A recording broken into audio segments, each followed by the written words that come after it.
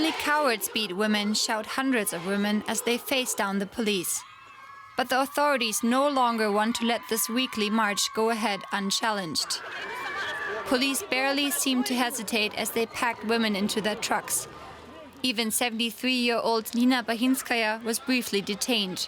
Her defiance of the authorities has made her an icon of these protests, overwhelmingly led by women. It was scary at the beginning, but then you get used to it. What can you do? I'm more scared about living with the feeling that I did nothing when all this was happening in my country.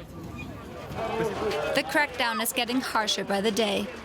And there is still little sign the riot police are deserting President Alexander Lukashenko, who demonstrators say rigged the August 9 presidential election.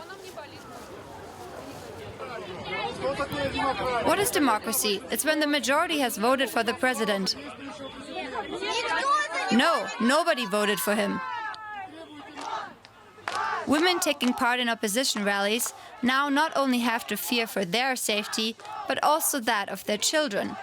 Authorities have been threatening to remove children from protester parents, a warning that's only been fueling the anger on the streets.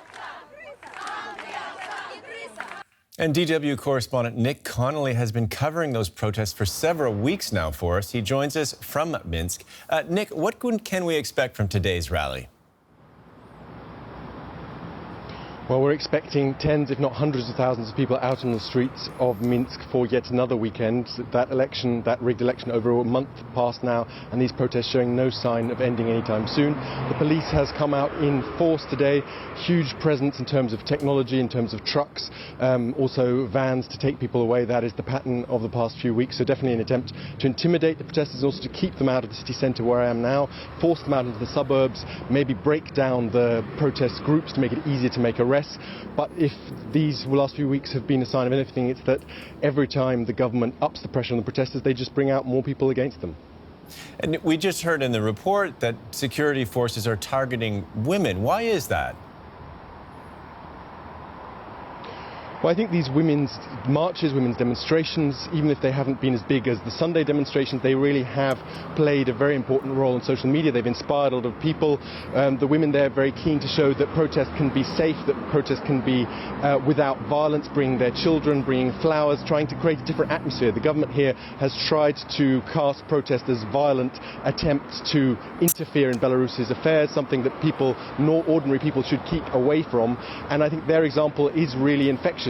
I was walking with them yesterday and you saw people standing on their balconies waving flowers, surprised that the protests had come out into the suburbs where they live, that protest is not just something they see on their phone screens, their TV screens, but something that can happen in real everyday life. And the most impressive thing for me, or surprising even, was that after those arrests we saw in the report, the women who were left didn't leave that spot, they just stayed. So about half an hour later the police had to come back and arrest yet more people. I think they seemed themselves shocked that those pretty violent arrests had not had a chilling effect on them, and they were just willing to keep on standing there and basically stare the police down. All right, DW's Nick Connolly in Minsk. Thanks for that reporting.